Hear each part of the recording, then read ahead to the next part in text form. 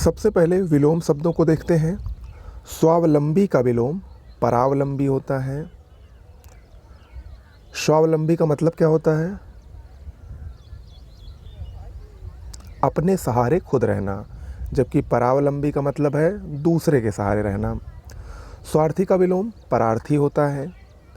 स्वार्थ का विलोम परमार्थ होता है। देखिए, स्वार्थी और स्वार्थ दोनों अलग हैं और आप लोगों को इन दोनों का विलोम भी अलग अलग ही याद रखना है। स्वामी का 3 विलोम हो सकता है। स्वामी का विलोम दास भी होगा, स्वामी का विलोम भृत्य भी होगा और सेवक भी हो सकता है। स्वाधीनता का विलोम पराधीनता होगा।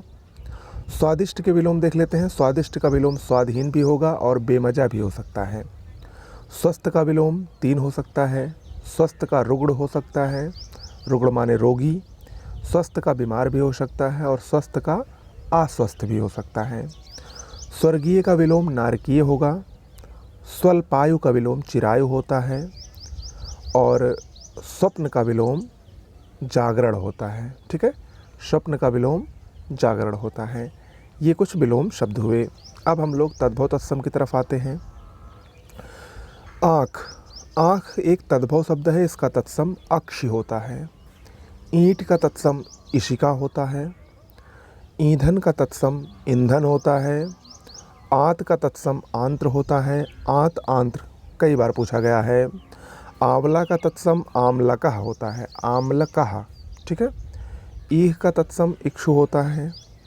आंसू का तत्सम अश्रु होता है, आंसू का तत्सम अश्रु होता है। आग का तत्सम अग्नि होता है। आज का तत्सम अद्य होता है। और आधा का तत्सम देख लीजिए, आधा का अर्ध या अर्ध दोनों टाइप से लिखा जाएगा। जो भी आए एग्जाम में दोनों ही सही होगा। ठीक है, तो ये कुछ प्रमुख तद्भव तत्सम शब्द हुए।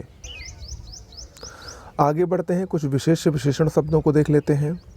मृत्यु, मृत्यु एक विशेष शब्द है। इसका विशेषण मर्त्य होता है, मर्त्य। चिंता के 2 विशेषण हो सकते हैं, या तो चिंतनीय होगा या तो चिंतित भी हो सकता है। लाभ का विशेषण लभ्य होता है। भगवत का भागवत होता है। सौंदर्य का विशेषण सुंदर होता है। स्त्री का विशेषण स्त्रैण होता है। हृदय का विशेषण हार्दिक होता है और विषाद का विशेषण विषण्ण होता है। ठीक है, ये कुछ प्रमुख विशेष और विशेषण शब्द हुए। आगे बढ़ते हैं, अशुद्ध और शुद्ध शब्दों को देखते हैं। देखिए, ये अगर आप अभी से प्रैक्टिस करते चलेंगे हिंदी की, तब आपको हिंदी में 60 में 58 या आप 60 में 60 नंबर पा सकते हैं। क्योंकि इस बार जो एग्ज़ाम हुआ था उसकी तरह हिंदी नहीं आने वाली है। ये मान कर चलिएगा कि हिंदी कुछ टफ़ होगी, लेकिन इतनी टफ़ नहीं होगी। अगर आप डेली प्रैक्टिस करेंगे तो आपके लिए 55 प्लस बहुत ही आसानी से आएगा, चाहे कितनी भी टफ़ हिंदी आए। ओके, तो इसका आपको ध्यान रखना है, डेली प्रैक्टिस करना है और डेली इसको लिखना है अपनी कॉपी पर। सुबोधपूर्ण, ये अगर कहीं आएगा तो ये अशुद्ध शब्द है। सुबोध होता है शुद्ध शब्द। आत्मक अशुद्ध शब्द है, आत्मिक शुद्ध होता है। मद्यपानी अशुद्ध शब्द है, मद्यपाई शुद्ध होता है। उन्नतशील अशुद्ध है, उन्नतिशील शुद्ध होता है।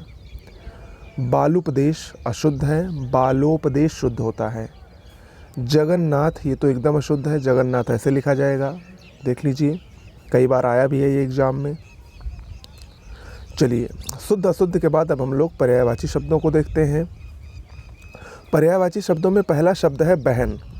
बहन का पर्यायवाची सहोदरा, भगिनी, बांधवी, सहगर्भिणी, ये क्या हैं? बहन के पर्यायवाची हैं।